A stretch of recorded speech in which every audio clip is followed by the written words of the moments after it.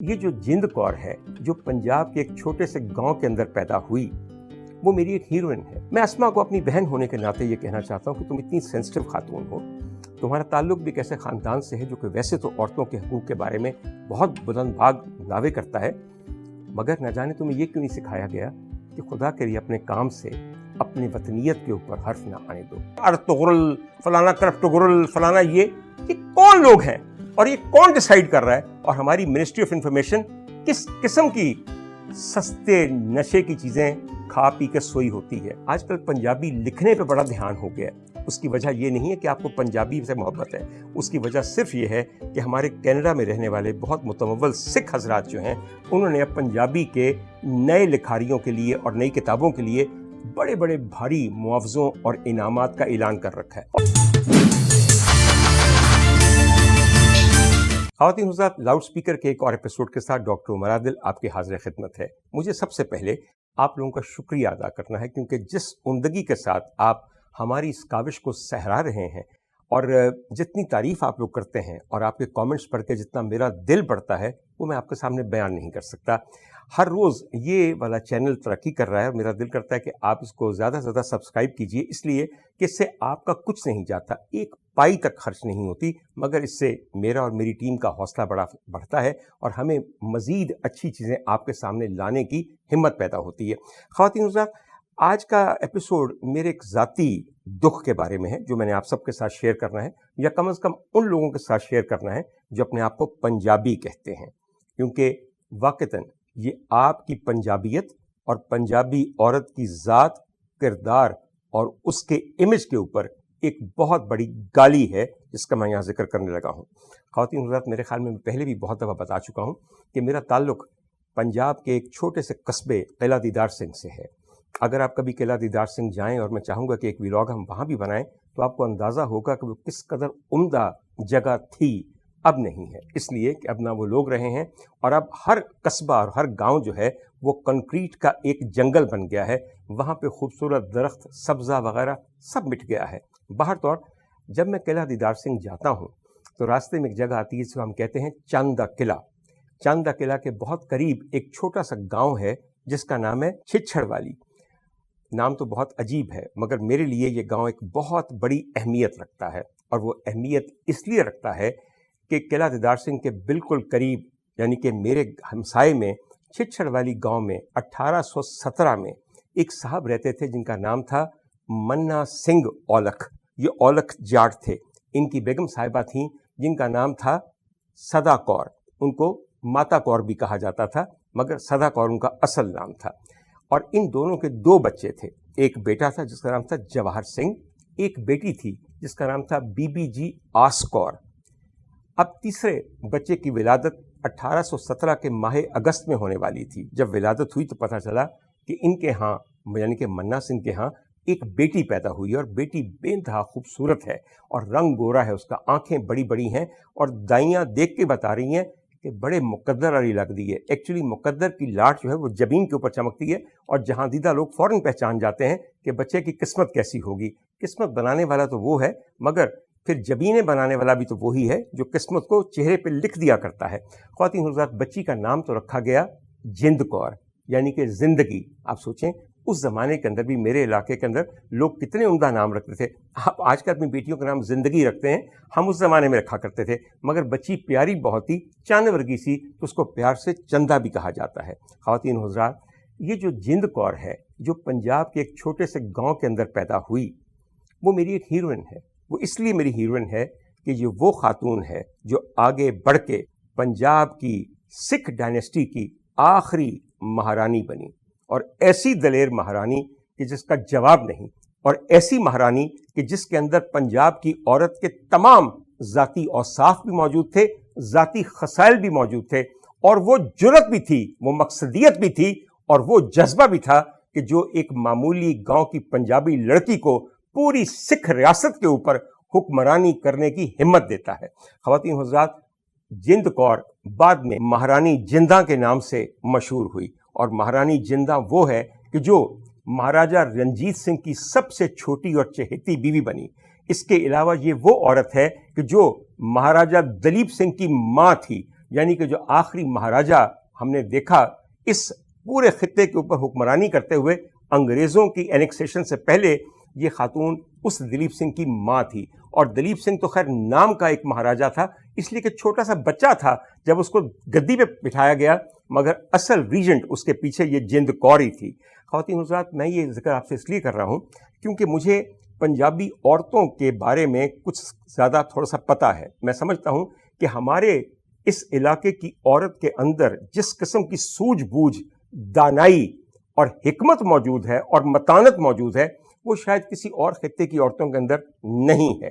مگر افسوس کی بات صرف یہ ہے کہ پنجابی عورت کو جب بھی میڈیا میں پورٹرے کیا گیا، جب بھی اس کو امیج بنا کے پنجابی میڈیا کے اندر پیش کیا گیا، یا پاکستانی میڈیا کے اندر پیش کیا گیا، یا بھارتی میڈیا کے اندر پیش کیا گیا، اس کو ایک مذاق بنا کے رکھ دیا گیا، ایک کیریکیچر، ایک کارٹون بنا کے رکھ دیا گیا.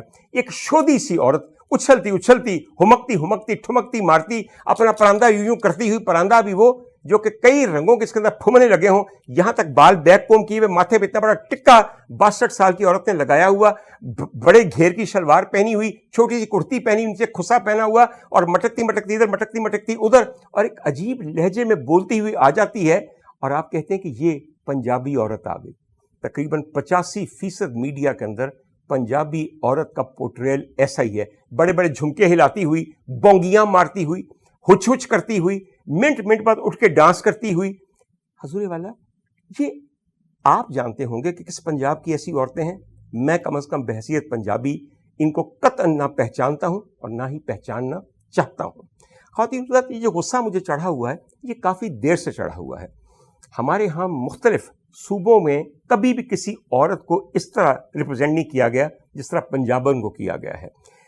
اس لیے کہ آپ نے کبھی دیکھا کہ کراچی ٹیلی ویژن سے یا کراچی کسی چینل سے ایک ڈرامہ شروع ہو، اس میں لکھا ہو سندھی لڑکیاں، یا پشاور سے کسی نے کہا ہو پٹھان عورتیں، اس کے اوپر ہو. مگر پنجاب والے، بھئی آپ کی غیرت پہ ہم قربان جائیں، آپ کے جذبہ برداشت پہ ہم قربان جائیں، آپ کے قلبی وسعت پہ ہم قربان جائیں کہ جو پنجابی کڑیاں کے نام سے پروگرام دیکھتے ہیں، اور آپ کو شرم نہیں آتی کہ آپ کے گھر کی بیٹیاں، بہنیں اور ماؤں کو یوں پورٹرے کیا جا رہا ہے. ایک دفعہ ذرا ٹھنڈے دل سے سوچیں کہ کیا پنجاب میں اس لہجے میں کوئی بولتا ہے ہم یہ کار لیتے ہیں، تم آئی نہیں، کہاں مر گئے ہو؟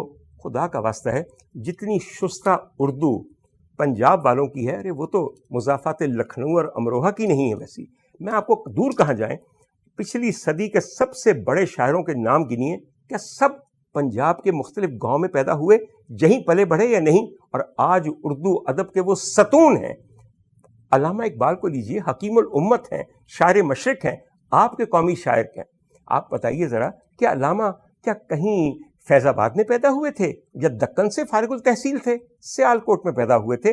نور محمد صاحب ایک جالی کاٹنے والے، برقوں کی جالی کاٹنے والے کے گھر وہ پیدا ہوئے تھے. خواتین حضرات، ان کے بعد کی بات کر لیتے ہیں. آج کل فیض صاحب ایک فیشن ہے، اور بہت دیر سے فیشن ہے. فیض صاحب کا صرف نام فیشن ہے. فیض صاحب کا پیام، ان کی شاعری، ان کی تمام چیزیں قطعاً فیشن نہیں ہیں، کیونکہ پھر ذرا پکڑ ہو جاتی ہے نا. اس لیے کہ فیض صاحب تو آزادی اظہار میں یقین کرتے تھے. انہوں نے تو ہر حلقہ زنجیر میں اپنی زبان رکھ دی تھی کہ جب ان کی انگلیاں کاٹ دی گئیں، ارے وہ تو سحر کے منتظر تھے کہ یہ جب شب گزیدہ سحر چھٹے تو وہ آئے. مگر آج آپ شب گزیدہ سحر، آج کی سحر کو کہیں تو آپ کی زندگی کی شمع گل کر دی جائے گی. اگر آپ اپنی زبان کو کہیں رکھیں گے تو وہاں اس کا قیمہ بنا کے کتوں کو کھلا دیا جائے گا، اس سے پہلے کہ آپ اظہار کریں. مگر فیض صاحب کے نام کا میلہ ہم نے ضرور منانا ہے، اس لیے کہ اس میں تورمے ہیں، نوٹ ہیں، اسپانسرشپ ہے. اور اس میلے کے اندر کون لوگ آئیں گے؟ ارے فلانی کراچی کے اداکارہ کو بلا لو، اس کا انٹرویو کریں گے. ارے فلانے اداکار کو بلا لو، اس کا انٹرویو کریں گے. ارے یہ کر لو، ارے وہ کر لو، ارے فلانے کی کتاب کا اجرا کر دو، وہ کر دو. حضور والا، وہ مزاحمت کہاں گئی؟ وہ بغاوت کہاں گئی؟ وہ ایسی صبح کا سپنا کہاں گیا کہ جب سب کے حقوق برابر ہوں گے؟ وہ خواہش ازلی کہاں گئی کہ ہم وہ دن دیکھیں جب تخت اچھالے جائیں گے، جب تاج گرائے جائیں گے؟ ہم دیکھیں گے، نہ جانے کب دیکھیں گے. تب تک تو ہم فیض میلے کے نام کے اوپر ان کے مجاوروں کی یہ خرمستیاں ہی دیکھ کر خون کے آنسو بہائیں گے اور خون کے گھونٹ بھریں گے. تو خواتین و حضرات، فیض صاحب کا بھی تعلق بنیادی طور پہ سیالکوٹ سے ہی تھا، وہ دلی سے نہیں آئے تھے. اس کے علاوہ میں ذکر کروں اپنے بہت ہی پیارے دوست اور اب ہمارے میں نہیں ہے، لیکن مجھے ان کی یاد کتنی آتی ہے، جناب امجد اسلام امجد صاحب. امجد صاحب جیسی اردو شاعری، ان کی نظمیں، ان کے گیت میرے خیال میں ہر شخص کی زندگی کا حصہ ہیں، اس کے ادبی اثاثے کا ایک جزو ہیں. وہ کہاں کے تھے؟ یقین کیجئے وہ بھی پنجابی تھے. تو پنجابیوں کی زبان پہ، ان کی اردو پہ جب آپ اپنا منہ بگاڑ بگاڑ کے یوں پھپتیاں کستے ہیں تو شرم آنی چاہیے آپ کو. علاقائیت ایک الگ چیز ہے، مگر ہمیں اپنی قومی زبان پہ فخر ہے، اور قومی زبان کو پنجابیوں کی کنٹریبیوشن پہ فخر ہے کہ انہوں نے اس زبان کو کہاں سے کہاں پہنچا دیا ہے. میں اس کے علاوہ 10,000 اور چیزیں کر سکتا ہوں، اور نثر کی باتیں کر سکتا ہوں. اشفاق احمد صاحب کہاں کے تھے؟ ممتاز مفتی صاحب کہاں کے تھے؟ بانو قدسیہ صاحبہ کہاں کی تھیں؟ اور ہزاروں اور نام، یہ سب کہاں کے لوگ تھے جنہوں نے اردو ادب کے نثری ذخیرے کو اتنا انرچ کیا. اور آپ جب آپ کے ڈرامے یا پروگرام کے اندر کامیڈی اور چیپ ککس کے لیے کسی پنجابی کردار کو لے کر آتے ہیں تو اس کا لہجہ ایسا ہوتا ہے کہ پورے پنجاب میں ڈھونڈے سے نہیں ملتا. پنجابی ایک غضبناک زبان ہے جس کا ادب اتنا رچ ہے کہ ہم جتنا فخر کریں اتنا کم ہے. پنجابی کا لہجہ استوار جذبات کا لہجہ ہے، جس کے اندر یقین کیجئے محبت بھڑک کے بولتی ہے، دھڑکتی ہے، بلکہ اس میں تکلف یا تصنع ہے ہی نہیں ہے. So we are very proud of it. مگر آپ ہماری زبان کا یوں مذاق اڑائیں، میں تو برداشت نہیں کروں گا. لیکن کیا کیا جائے، آج کل جو ہمارے ادیب اور اہل قلم ہیں کہ جنہوں نے اجارہ داری اپنی قائم کی ہوئی ہے ہر قسم کے ادب کے اوپر، زبان کے اوپر، کلچر کے اوپر، جیسی بے غیرتی کا آسرا ان کو ہے کسی دنیا میں اور کوئی نہیں. جیسی منافقت کا مسلک انہوں نے اپنایا ہوا ہے دنیا میں کہیں نہیں. ابھی فروری کا مہینہ ہو کے گزرا ہے، آپ کو میں ایک دفعہ ٹائم ٹیبل دکھاؤں گا کہ 25 مختلف میلے ہوئے ہیں. ماں بولی دہاڑ، پنجابی دہاڑ، پنجاب رہکل دہاڑ، فلانا دہاڑ، فلانا دہاڑ، سب پنجابی ثقافت اور زبان کے متعلق ہے.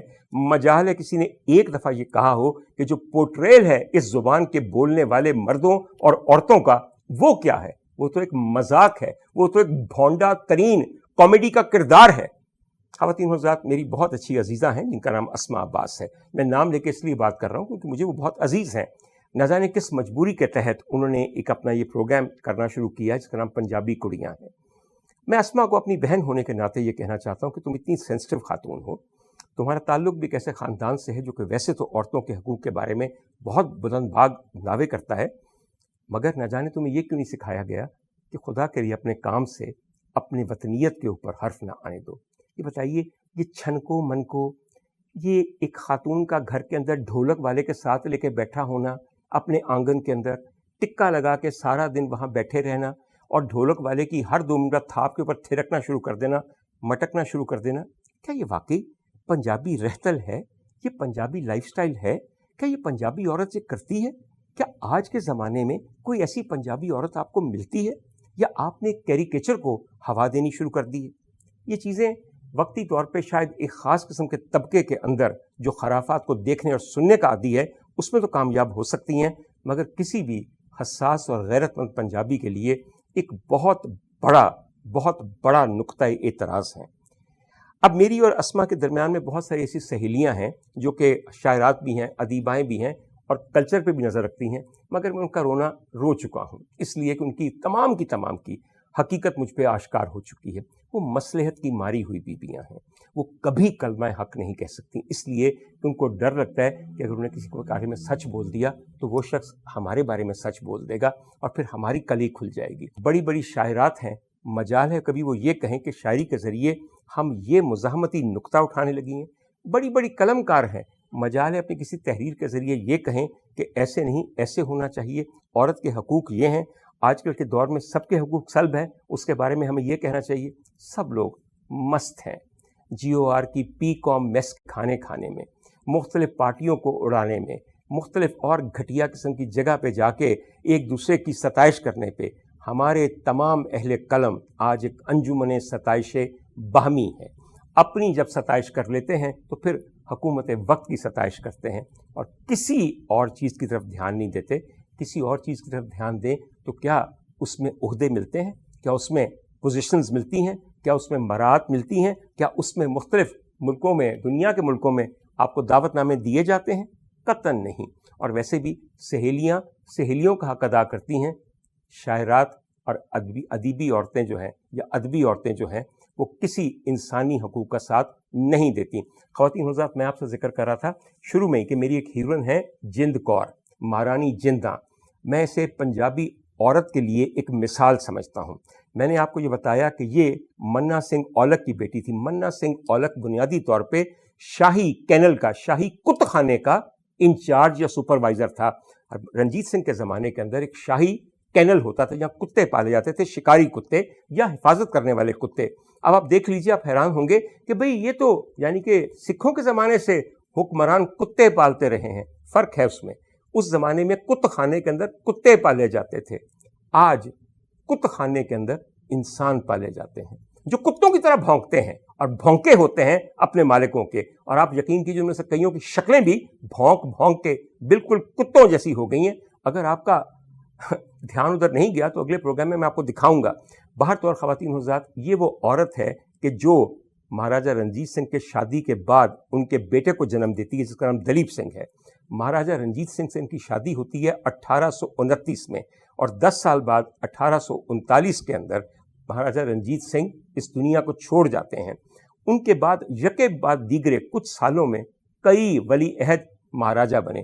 سب سے پہلے کھڑک سنگھ بنا، اس کے بعد نونہال سنگھ بنا، اس کے بعد شیر سنگھ بنا، اور اس کے بعد وہ وقت آیا کہ جب محض 9 سال کا دلیپ سنگھ اپنی ماں کی ریجنسی کے انڈر پنجاب کا آخری مہاراجہ بنا.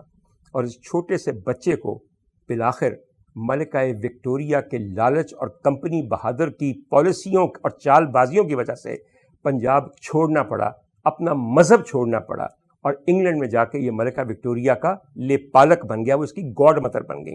اور اس سب چیز کے پیچھے ان کا ایک بہت بڑا لالچ تھا، کیونکہ کوہ نور جو دنیا کو اس وقت سب سے قیمتی ہیرا تھا وہ لاہور کی ٹریجری میں یعنی کہ مہاراجہ رنجیت سنگھ کے خزانے کے اندر دمکتا تھا، اور ان کے بازو کے اوپر ایک بازو بند میں چمکتا تھا، اور وہ ملکہ نے فوراً اپنے قبضے میں کیا اور اپنے سینے پہ ایک بروج کی شکل میں لگا لیا. خواتین حضرات، اس عورت کو اتنی دفعہ قدرت نے یہ موقع دیا کہ یہ سکھ قوم کے جذبات کو، ان کی غیرت اور حمیت کو جگائے.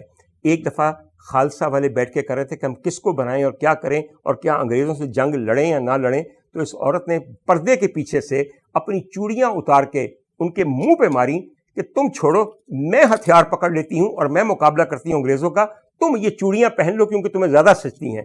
ان کی ان باتوں کی وجہ سے کچھ غیرت آئی تھی اس زمانے میں خالصہ کے اندر، اور انگریز ان سے اتنے خائف تھے کیونکہ یہ عورت بے انتہا حسین ہی نہیں تھی بلکہ یہ عورت بے انتہا اولو العزم بھی تھی. اور اولو العزم پنجابی عورت ہو تو یقین کیجئے وہ پتھروں سے ٹکرا جاتی ہے، پہاڑوں سے ٹکرا جاتی ہے اور ان کا سرما کر دیتی ہے. وہ چھنکوں منکوں کے ساتھ بیٹھ کے چھنک منک نہیں کرتی صرف. خواتین حضرات، اس عورت کو میسلینا آف پنجاب کہتی تھی کمپنی بہادر اور ملکہ وکٹوریہ کا پورا دربار. آپ شاید میسلینا کو نہیں جانتے. میسلینا رومی سلطنت کی آج سے 2000 سال قبل ایک خاتون تھی جو کہ رومن ایمپرر کلاڈیس کی بیوی تھی. نیرو، جس کو آپ سب جانتے ہیں اور بار بار دیکھتے ہیں کہ وہ بانسری بجاتا رہتا ہے جبکہ لاشیں گر رہی ہوتی ہیں، یہ اس کی چچا زاد بہن تھی. اس کے علاوہ یہ ایمپرر آگسٹس کی گریٹ گرینڈ نیس تھی. اور اس عورت کا، جس کا اصل نام ویلیریا تھا، ویلیریا میسلینا، اس کی بھی مثال ہے کہ اس جیسی سمجھدار اور اپنے دشمنوں کے اوپر حاوی ہونے والی کردار عورت اور کہیں نہیں ملتی. اور یہ جند کور تھی چچڑ والی کی، جسے میسلینا آف پنجاب کہا جاتا ہے. خواتین حضرات، آخر میں صرف ان کا ایک قصہ آپ کو سنانا چاہتا ہوں. جب انگریزوں نے تخت لاہور پہ قبضہ کر لیا اور دلیپ سنگھ کو انہوں نے بھیج دیا انگلینڈ ڈاکٹر جان لاگن کے سربراہی کے اندر، اور اس خاتون کو قلعہ شیخو پورہ کے اندر قید کر دیا، اس کا نام جند کور ہے، تو انہوں نے پھر ہر چیز پہ قبضہ کیا. وہ تمام چیزیں جو شاہی کو فورٹ میں موجود تھیں، شاہی قلعے میں موجود تھیں، اور جو کہ سکھ سلطنت کا اور مغلیہ سلطنت کا پورا خزانہ تھا، اسے بند کر کر کے صندوقوں کے اندر جہازوں پہ لاد لاد کے انگلستان بھیجا تاکہ ملکہ وکٹوریہ کی ان اینڈنگ بھوک ختم ہو سکے. خواتین حضرات، اسی میں برتن بھی تھے. یہ آج جو آپ سنتے ہیں نا کہ لاہور کے قلعے کے اندر شاہی مطبخ کو ڈسکور کر لیا گیا، یہ ہمیشہ سے تھا، مگر اب اس کو ڈسکور کرنا کیا، خالی غلام گردشیں ہیں، خالی الماریاں، کوئی ایک چمچ وہاں نہیں پڑا ہوا، ایک برتن نہیں وہاں پڑا ہوا.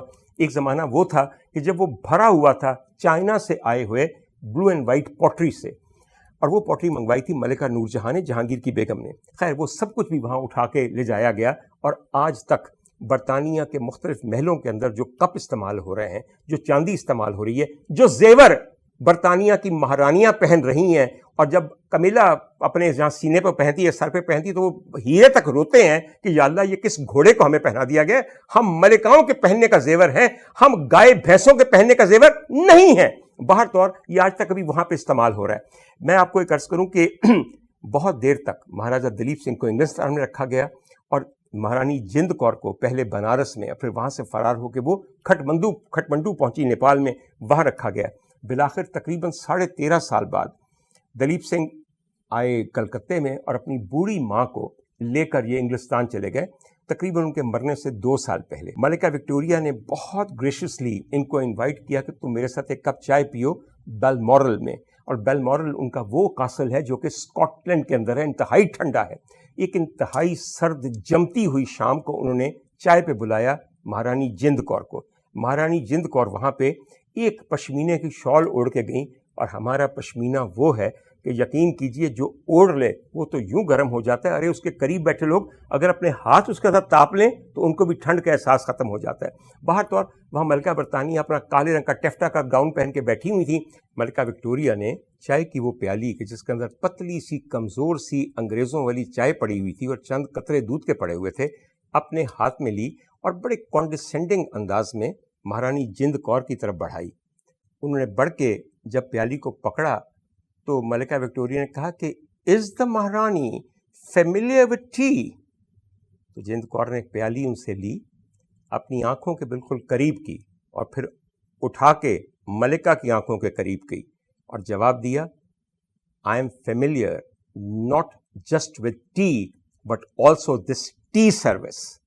اس سے بڑا تمانچہ مہارانی جند کور ملکہ وکٹوریہ، کوئین ایمپریس وکٹوریہ کے منہ پہ مار نہیں سکتی تھیں، کیونکہ انہوں نے یہ کہا کہ نہ صرف میں چائے سے واقف ہوں بلکہ اس ٹی سیٹ سے بھی واقف ہوں جو تم نے میرے باورچی خانے سے چرایا جب تم نے میرے بیٹے کو اپنا وارڈ بنا لیا، اس سے کوہ نور ہتھیا لیا اور سلطنت پنجاب کے اوپر قبضہ کر لیا۔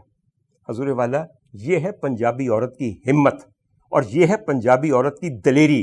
چھنکو تے من کو پنجابی ہجڑے تو ہو سکتے ہیں، پنجابی عورتیں نہیں ہو سکتی۔ اور معاف کیجئے، میں یہاں پہ ہجڑوں کو یا خواجہ سراؤں کو کچھ نہیں کہنا چاہتا، میں ان میں سے بھی بہت سارے ایسے لوگوں کو جانتا ہوں جو بڑی باوقار زندگی گزارتے ہیں۔ خواتین حضرات، ایک بات اور میں کہنا چاہوں گا، اور وہ یہ بات ہے کہ ہمارے ہاں یہ جو جتنی میں ہیروئنس کا نام آپ کے سامنے لیتا ہوں جو کہ سکھ حکمرانوں سے تعلق رکھتی ہیں، ہماری پوری تاریخ میں سے ان کو مٹا دیا گیا ہے۔ مجال ہے کہ کبھی ہمیں تاریخ کے اندر مہاراجہ رنجیت سنگھ کی طرز حکمرانی اور ان کے دور حکومت کا بتایا گیا ہو۔